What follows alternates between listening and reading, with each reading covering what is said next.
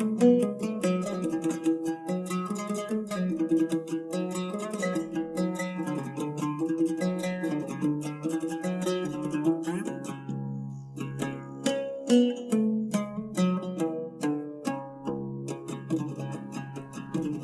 à tous.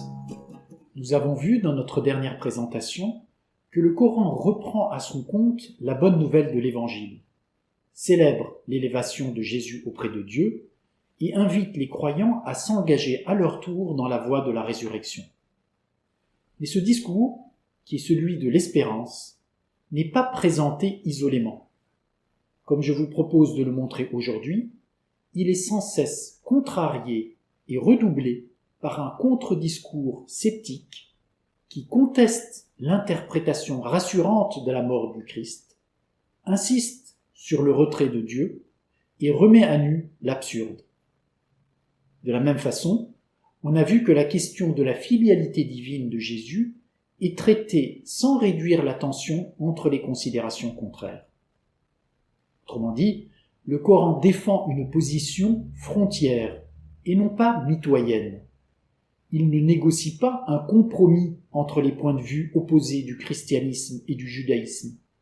Il les articule sans les galvauder, en maintenant la tension entre elles. Puis, et c'est ce que l'on verra dans notre prochaine session, il va esquisser une troisième ligne d'interprétation, par-delà l'antinomie première entre l'espérance et la crainte, sans parvenir pour autant à la synthèse, mais en consacrant le paradoxe. Mais aujourd'hui, nous nous limiterons à discuter le point de vue de la défiance et du désenchantement. En reprenant à son compte la révélation évangélique, le messager arabe cherche à apporter une réponse au scandale que représente l'immolation de l'innocent. Il proclame que la miséricorde de Dieu est plus forte que le mal le plus révoltant, et que les malheureux, les humbles et les humiliés seront donc rachetés et réconfortés. Ce faisant, Mohammed s'adresse aussi aux siens, en les assurant que Dieu leur donnera la victoire, en dépit des revers et des pertes douloureuses qu'ils subissent dans leur lutte contre l'impiété. Mais l'apologie du Christ parvient-elle réellement à convaincre ? Réussit-elle à faire oublier l'avantage que prennent ici-bas les puissances de la haine et à justifier l'humiliation à laquelle sont trop souvent condamnées les âmes innocentes ou charitables ? Du reste, en y regardant de plus près, on verrait que l'interprétation optimiste de l'événement christique, telle qu'elle a été dessinée dans la mouvance de l'espérance, n'est pas entièrement satisfaisante. Notamment, elle ne rend pas compte du silence que Dieu garde devant le supplice de Jésus. Comment expliquer en effet que Dieu se taise alors que le fils de Marie subit la persécution ? Comment se fait-il que Dieu se taise depuis lors à nouveau devant l'immolation réitérée de l'innocent ? Faut-il interpréter le mutisme de Dieu comme un signe de désapprobation et de souffrance qui ne change rien à la promesse de rédemption et au fait qu'il comblera de son amour ses serviteurs injustement persécutés ?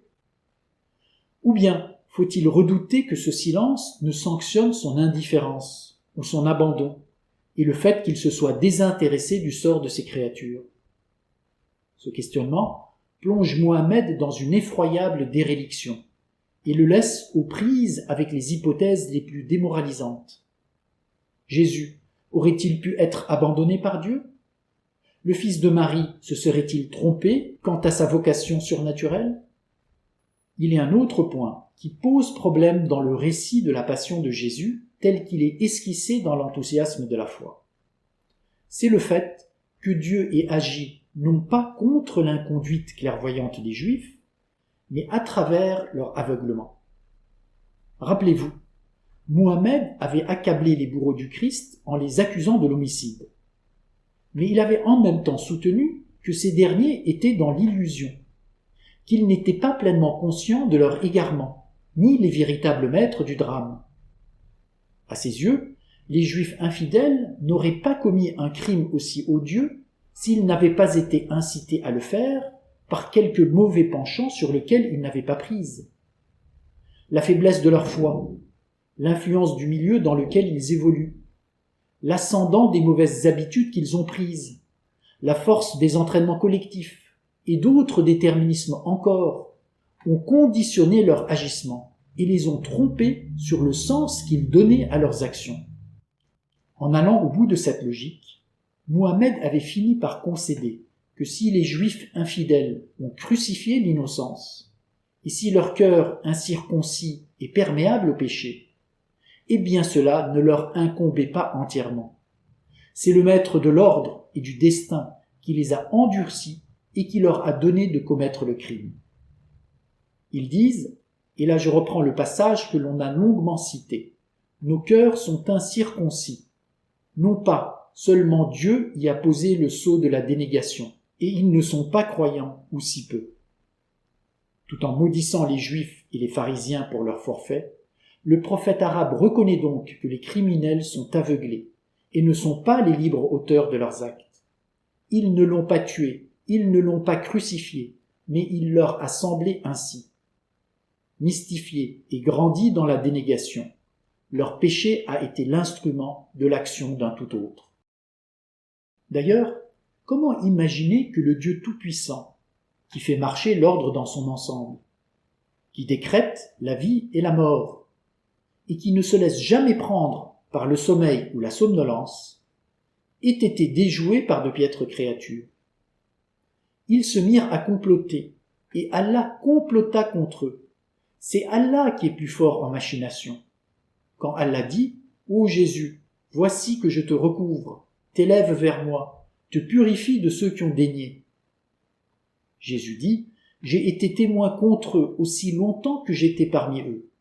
Puis quand tu m'as recouvré, c'est toi qui fus leur surveillant, et de toute chose tu es témoin. » Les Juifs infidèles ont beau avoir manigancé leurs plans et prémédité leurs crimes, ils étaient dominés par plus clairvoyants qu'eux et manœuvrés en sous-main par un meilleur stratège.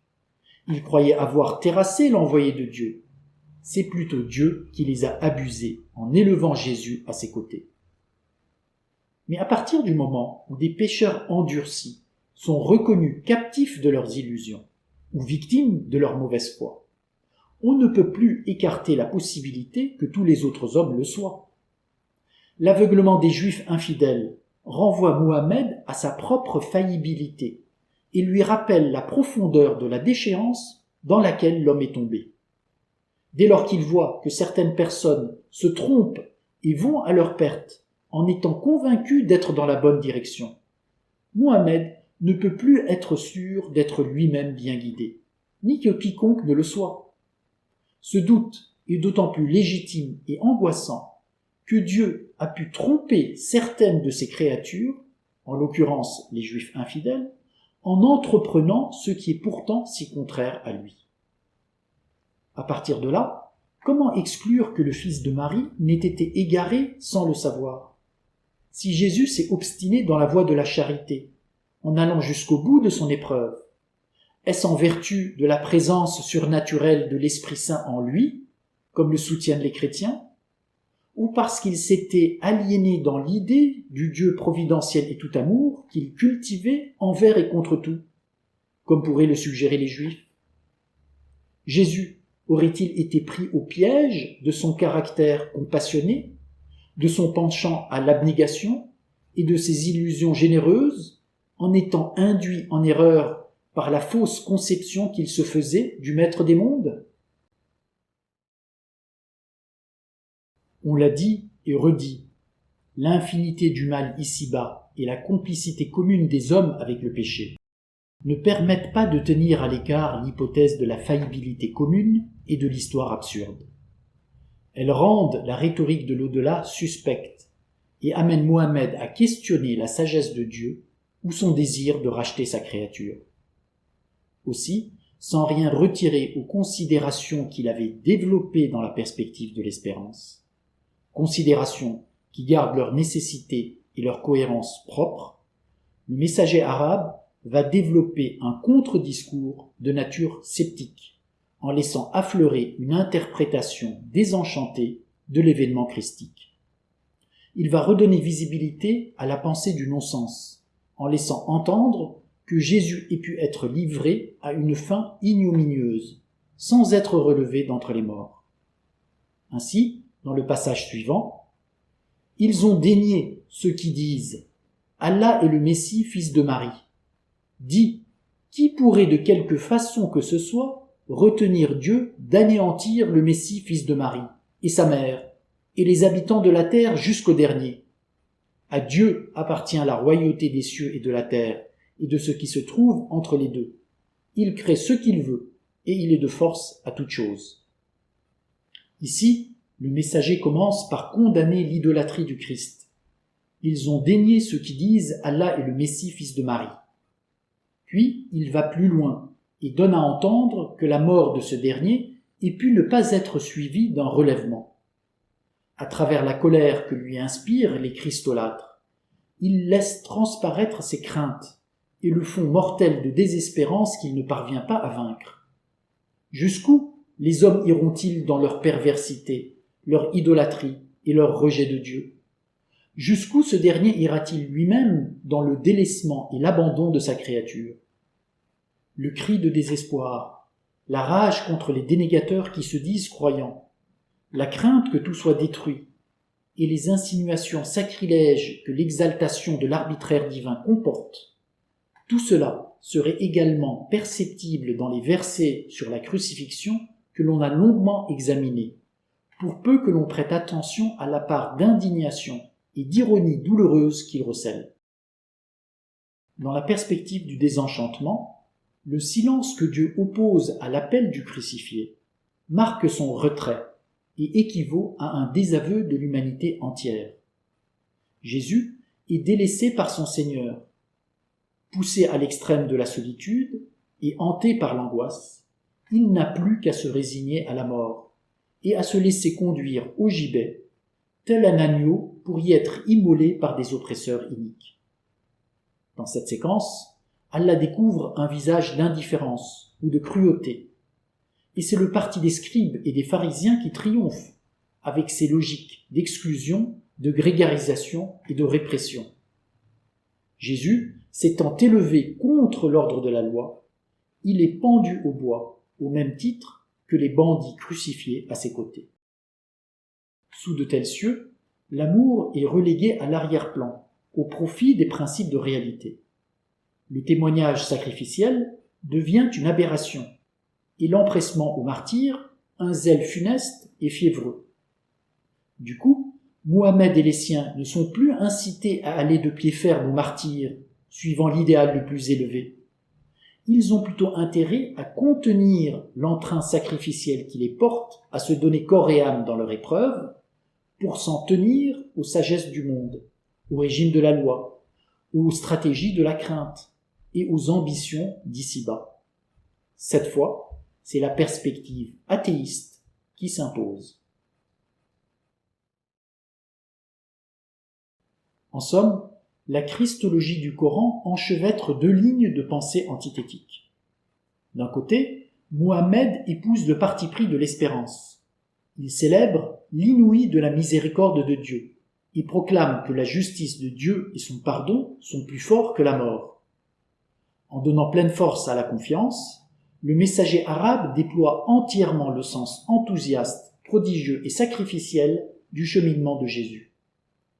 Il confirme que le Fils de Marie est la parole de Dieu, qu'il a été crucifié et qu'il est passé de la mort à un royaume qui n'est pas de ce monde.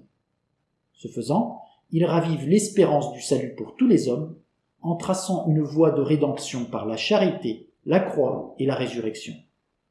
Il reprend à son compte la promesse des Écritures anciennes et répète que l'histoire du monde, inaugurée par la Genèse, sera clôturée par une création dernière qui offrira la félicité éternelle aux vertueux et les tourments de l'enfer aux méchants. Mais en même temps, Mohammed reconduit une conception scandaleuse du monde, en laissant parler ses sentiments d'échec, de désespoir et d'angoisse. Troublé par l'infinité du mal, et inclinant au doute, il questionne, sinon la capacité de Dieu, du moins son désir de relever les hommes et de les juger à la fin des temps. Il laisse entendre que Jésus a pu être livré à une fin ignominieuse, et se désole que toute chose soit rendue à la gangrène. Le monde lui paraît alors abandonné à ses seules infrastructures concrètes, sans lendemain eschatologique. Si la Genèse, le jugement, le paradis et l'enfer ont une quelconque réalité, c'est ici-bas qu'elle se trouve. La duplicité du discours coranique va de pair avec une prédication ambivalente du divin, dans laquelle Dieu apparaît d'un côté juste, bienveillant et rédempteur, et de l'autre impassible, arbitraire et potentiellement hostile. Ces deux lignes correspondent aux deux premiers temps du paradoxe exposé dans la parabole d'Alexandre. Elles sont présentées ensemble, dans un même propos ambivalent, qui marie l'affirmation et la négation, l'espérance la plus vive et la réserve la plus radicale. En schématisant, on pourrait dire que la première ligne prédicative prolonge les positions du christianisme en défendant une vision édifiante du théisme, alors que la seconde composante du propos coranique radicalise les thèses du judaïsme jusqu'à parvenir aux confins de l'athéisme. D'un point de vue critique, le double procès permet de renvoyer les chrétiens et les juifs dos à dos. En redonnant voix aux arguments du soupçon, Mohammed se démarque des chrétiens. Il reproche à ces derniers de prêcher l'espérance aux dépens de la crainte, d'exalter la confiance au détriment de la loi, et d'ordonner la miséricorde au mépris des principes de justice et d'équivalence. Pour lui, le tort de ceux qui se disent chrétiens est de se considérer déjà rachetés par la mort rédemptrice de Jésus, et de prêcher un universalisme factice, en s'en tenant à l'idée que l'amour est plus fort que la mort. Mais en célébrant malgré tout le point de vue de l'espérance, Mohammed s'oppose aux Juifs. Il leur fait grief de donner l'ascendant aux considérations de la crainte et aux sagesses mondaines.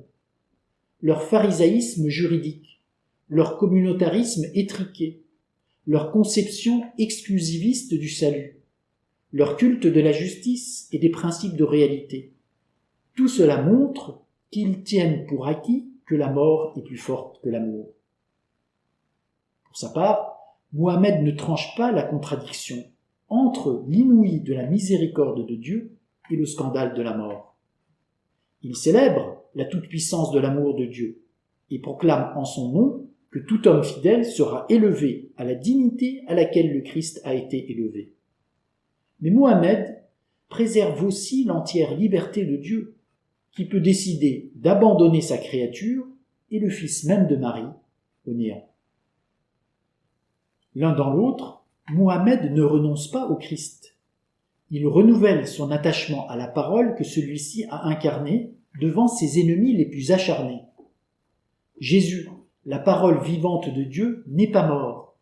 Ils ne l'ont pas tué en certitude, mais Dieu l'éleva vers lui.